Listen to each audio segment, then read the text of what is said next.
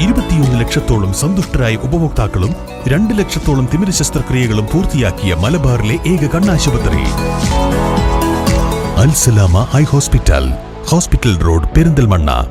ഏലംകുളം ഗ്രാമപഞ്ചായത്ത് യുവജനക്ഷേമ ബോർഡിന്റെ സഹകരണത്തോടെ നടത്തിയ കേരളോത്സവം സമാപിച്ചു. ഗ്രാമപഞ്ചായത്ത് പ്രസിഡന്റ് സുധീർ ബാബു സമാപന ചടങ്ങ് ഉദ്ഘാടനം ചെയ്തു. ഏലംകുളം ഗ്രാമപഞ്ചായത്ത് യുവജനക്ഷേമ ബോർഡിന്റെ സഹകരണത്തോടെ സംഘടിപ്പിച്ച കേരളോത്സവത്തിന് സമാപനം കുറിച്ചുകൊണ്ടാണ് ഒരാഴ്ചക്കാലം നീണ്ടുനിന്ന കലോത്സവം നടന്നത്.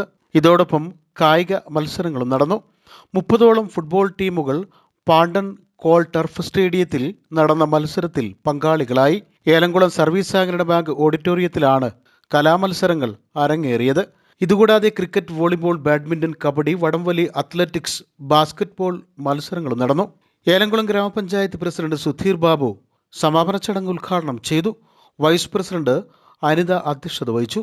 സ്ഥിരം സമിതി അധ്യക്ഷരായ MR മനോജ്, ഉണ്ണികൃഷ്ണൻ മാസ്റ്റർ, പഞ്ചായത്ത് അംഗങ്ങളായ വിജയലക്ഷ്മി, സമത് താമരശ്ശേരി, രമ്യ മാണിത്തുടി, സ്വപ്ന സുബ്രഹ്മണ്യൻ, സാവിത്രി, ഗ്രാമപഞ്ചായത്ത് secretary Sunilkumar, assistant secretary Shaji, clerk Saleem, overseer Prajeesh, coordinator K മധുമാസ തുടങ്ങിയവർ സമാപന ചടങ്ങിൽ പങ്കെടുത്ത് സംസാരിച്ചു.